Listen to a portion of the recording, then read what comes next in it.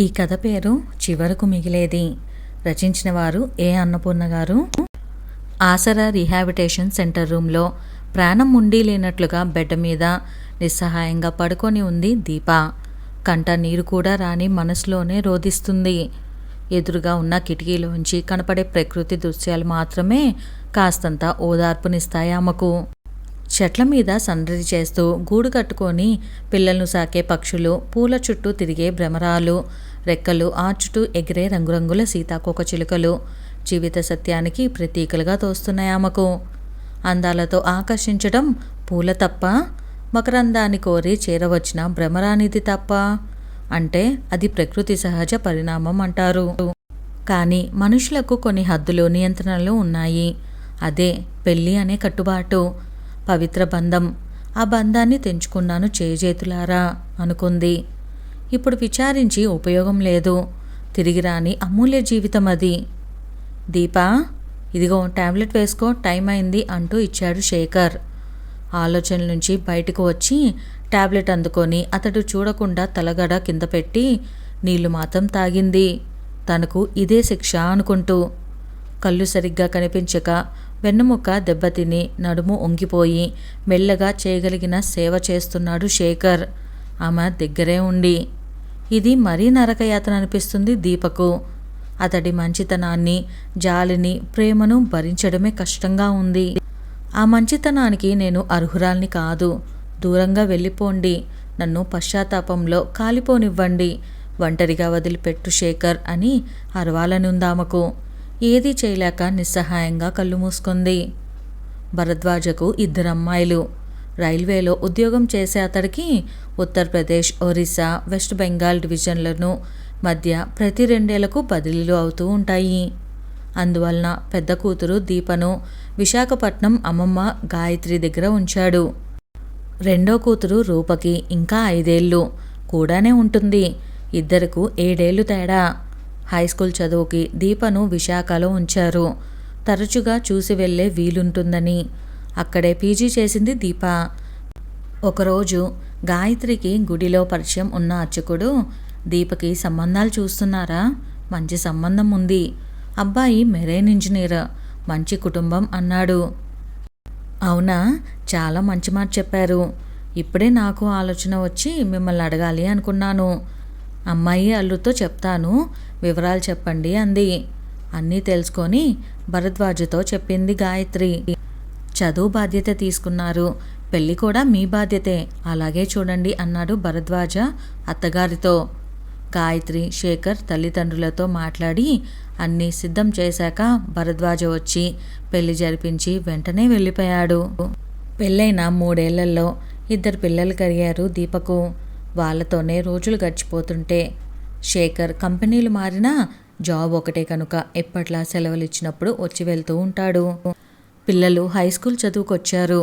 దీపకు TV, books, సినిమాలు timepass అయ్యాయి.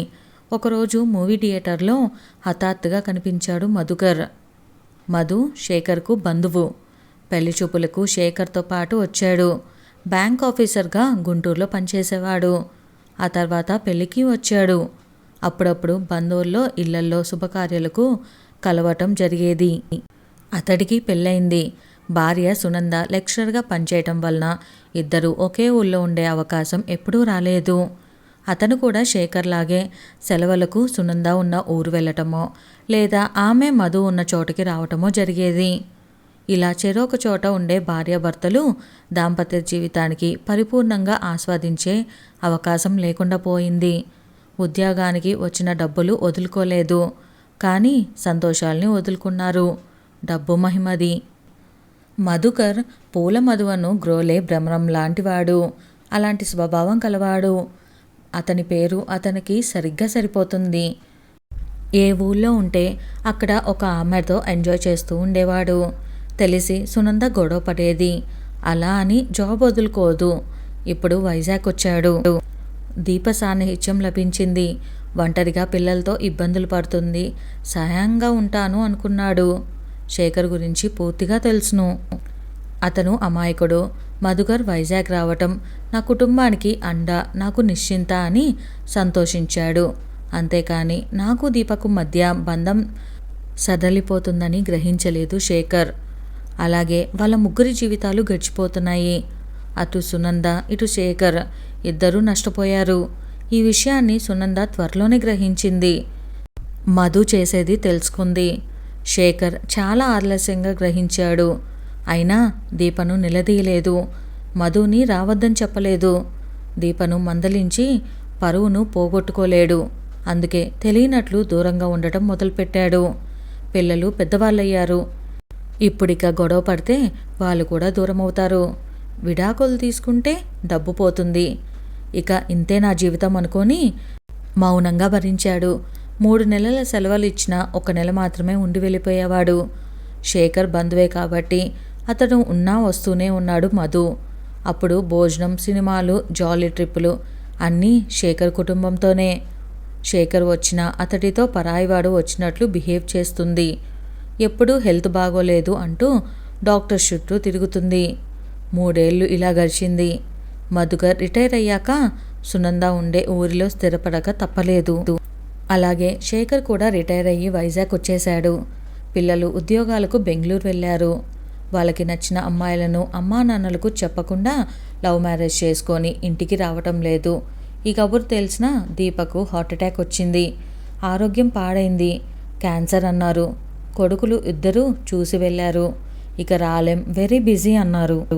బంధువులు, అలా అనకూడదమ్మా, అమ్మా నాన్న పెద్దవాళ్ళయ్యారు, కనిపెట్టి ఉండాల్సిన బాధ్యత మీదే అంటే మా అమ్మ మాకేం చేసింది? కొడుకుల్ని పట్టించుకుందా? లేదు, ఎప్పుడూ హోటల్ భోజనమే. నాన్నగారిని కూడా పట్టించుకోలేదు. మేమెందుకు పట్టించుకోవాలి అన్నారు కోపంతో. అంతకంటే తల్లిని గురించి పబ్లిక్గా బయటకు చెప్పలేక. వాళ్ళకి తెలుసు మధు అంకుల్ అమ్మ మధ్య ఉండే సంబంధం. తండ్రి అమాయకత్వం వాళ్ళకు కోపం తెప్పించేది. అమ్మను నాన్న ఎందుకు కోపగించడు, ఎందుకు ఇంత సహనంగా ఉంటాడు అని వాళ్ళ ఇష్టం వచ్చినట్లు ఉండటం. దీపను ఎదిరించి మాట్లాడుతూ మొదలుపెట్టారు. ఏనాడు ఇంటి భోజనం తినలేదు. దీపకు వంట చేయటం బద్ధకం. ఫుడ్ ఆన్లైన్ ఆర్డర్ చేసేది, లేదంటే హోటల్కి వెళ్ళి తినమనేది. అలా పెరిగిన వాళ్లకు దీప్ అంటే అస్సలు ప్రేమ లేదు. శేఖర్ ఎప్పుడూ షోర్ మీదే ఉండేవాడు. ఇంటికి వచ్చినప్పుడు వాళ్ళు అతనితో గడిపినదే చాలా తక్కువ టైము. డబ్బు ఇచ్చేసి బాగా పెంచుతున్న వాళ్ళకి లోటు లేదు అనుకునేది. డబ్బుతో ప్రేమ కొనలేనని తెలుసుకోలేదు. శేఖర్ ఇక దీపకు సేవలు చేయలేక రీహాబిలిటేషన్ సెంటర్లో చేర్పించాడు. ఓపిక ఉన్నప్పుడల్లా వెళ్ళి చూసొస్తాడు. నేను డబ్బు సంపాదించాను, జీవితాన్ని పోగొట్టుకున్నాను, తప్పు నాదే. ఆ ఉద్యోగం మానుకొని వేరే జాబ్ చేయాల్సింది. నా కుటుంబానికి అన్నీ ఇచ్చాను అనుకున్నాను, వాళ్లకు నేను అక్కర్లేకుండా పోయాను అనుకున్నాడు. దీప ఇప్పుడు విచారిస్తుంది. అందరూ ఉండి ఎవరు లేనట్టు అయ్యాను అని కుమిలిపోతుంది. కొడుకుల ప్రేమకు దూరమయ్యి బాధపడుతుంది. శేఖర్కు తీరని ద్రోహం చేశానే అని దుఃఖపడుతుంది. అనారోగ్యం పట్టి పీడిస్తుంది. మధు, సునందలు హ్యాపీగా ఉన్నారు. నష్టపోయింది నేనే అని తెలుసుకుంది. స్కూల్లో, కాలేజీల్లో అందరూ నువ్వు చాలా అందంగా ఉంటావు అనేవారు. దీపను తల్లి తండ్రి దూరంగా ఉండటం వలన స్వేచ్ఛగా స్నేహితులతో గడిపేసేది. అమ్మమ్మకి ఆ స్నేహితుల మగవారని తెలియదు. ఇల్లు తప్ప ఏమీ తెలియదు ఆవిడకు. పెళ్లి చూపులకు శేఖర్తో పాటు వచ్చిన మధు చాలా అందగాడు. ఆ రోజే అతడు దీపను ఆకర్షించాడు. నేను అతన్ని చేసుకుంటాను అని అమ్మమ్మతో చెప్పింది. ఆవిడ చీవాట్లు పెట్టింది. నీకు మతిపోయిందా? శేఖర్కు నెలకు 5 లక్షల జీతం, మధుకి 25,000. మనిషి బాగుంటే చాలా, సంపాదన ముఖ్యం. శేఖర్నే ఒప్పుకో అని నచ్చచెప్పింది. దీపకు నేనే నచ్చాను, శేఖర్ కాదు అని ఆనాడే గ్రహించిన మధు చాలా సులువుగా ఆమెను లొంగతీసుకున్నాడు. ఆ తర్వాత శేఖర్ లేకపోవటం, మధు తన అవకాశాన్ని వినియోగించడం జరిగిపోయాయి. నీ అందం, వయసు వృధా చేసుకోకు అని పొగిడి లొంగ తీసుకొని తన అవసరం గడుపుకున్నాడు మధు. తప్పు ఎవరిది అంటే ముగ్గురిది. ఎటువారిని లొంగ తీసుకునే చాతుర్యం మధుది. సులువుగా పడిపోయే బలహీనత దీపది. ఎదుటివారిని కనిపెట్టలేని అమాయకత్వం శేఖర్ది. అందుకే ఇద్దరూ భార్యాభర్తలుగా సుఖపడలేక నష్టపోయారు. శారీరక సుఖాలు, అందం శాశ్వతం కాదు అని, అందమైన జీవితం, కుటుంబంలో సుఖశాంతులు నిలబెట్టుకోలేని మనుషులు. చివరికి ఒంటరిగా మిగిలిపోతారు. అది అనారోగ్యం కూడా ఉంటే ఇక నరకమే. అనైతిక సంబంధాలు అవసరం గడుపుకునే తాత్కాలిక ఆకర్షణలు, అవి జీవితాలను ఛిద్రం చేస్తాయి. ప్రేమ, అనురాగం, ఒక బంధం, బాధ్యత ఏర్పడేది కట్టుబాటు ఉన్నప్పుడే. ఎండమావి లాంటి ఆకర్షణ జీవితాన్ని కూలదోస్తుంది. ఈ విషయం గ్రహించేసరికి ఏదీ మిగలదు. ఇప్పుడేం లాభం, పోగొట్టుకున్నది తిరిగి రాదు. ఇలాంటి ఆలోచనలు, ఇలాంటి పెడద్రోవ తొక్కిన వాళ్లకు చివరకు మిగిలేదిదే. ఈ కథ పేరు చివరకు మిగిలేది. రచించిన వారు ఏ అన్నపూర్ణ గారు. కథ నచ్చితే వీడియోకి లైక్ చేయడం మర్చిపోకండి. అలానే మరిన్ని కథలు మన ఛానల్లో ఉన్నాయి, ఒకసారి చూసేయండి. Thank you.